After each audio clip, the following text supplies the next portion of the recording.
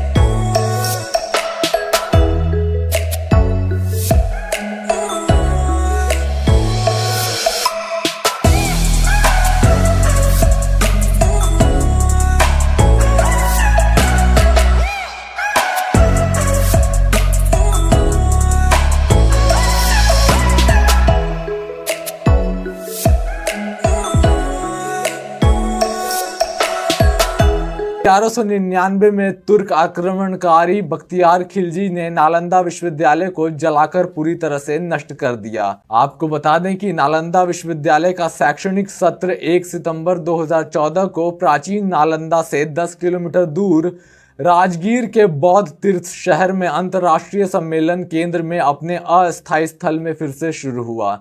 19 सितंबर को तत्कालीन विदेश मंत्री सुषमा स्वराज ने औपचारिक रूप से इसका उद्घाटन किया था। उस वर्ष एक नए शानदार नालंदा विश्वविद्यालय के निर्माण का काम शुरू हुआ और अब पूरा होने वाला है।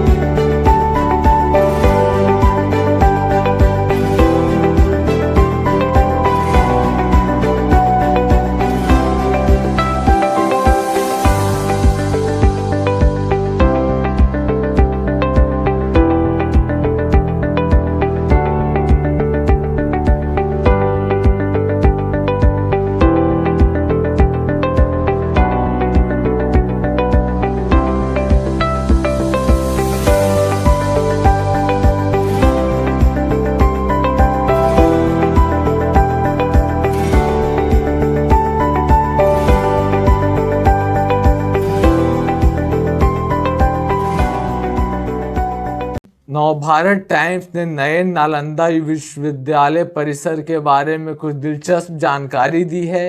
इसका निर्माण उच्च स्तर की परिष्कार और क्षेत्र की मौसम की स्थिति को ध्यान में रखते हुए किया गया है।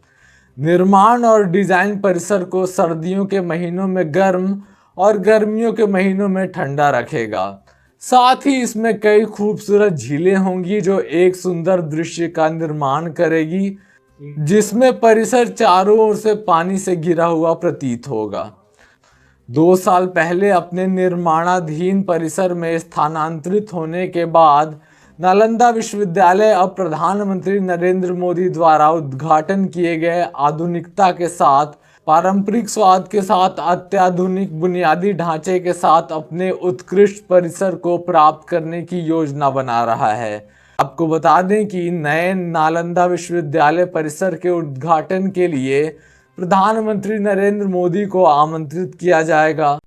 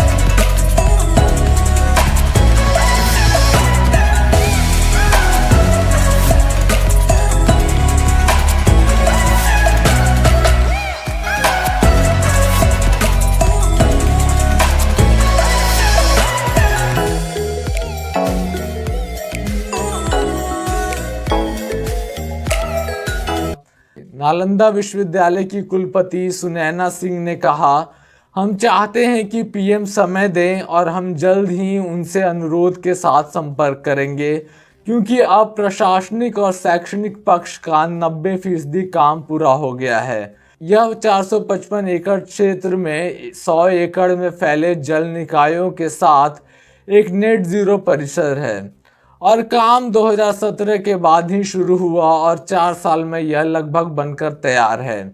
उन्होंने आगे कहा, यह पूर्व राष्ट्रपति एपीजे अब्दुल कलाम थे जो इसमें बहुत करीब से जुड़े थे और अब जैसा कि संस्थान ने उड़ान भरने की तैयारी की है तो अच्छा होगा कि पीएम यहाँ हो, क्योंकि यह उनकी नीति के साथ मेल खाता है।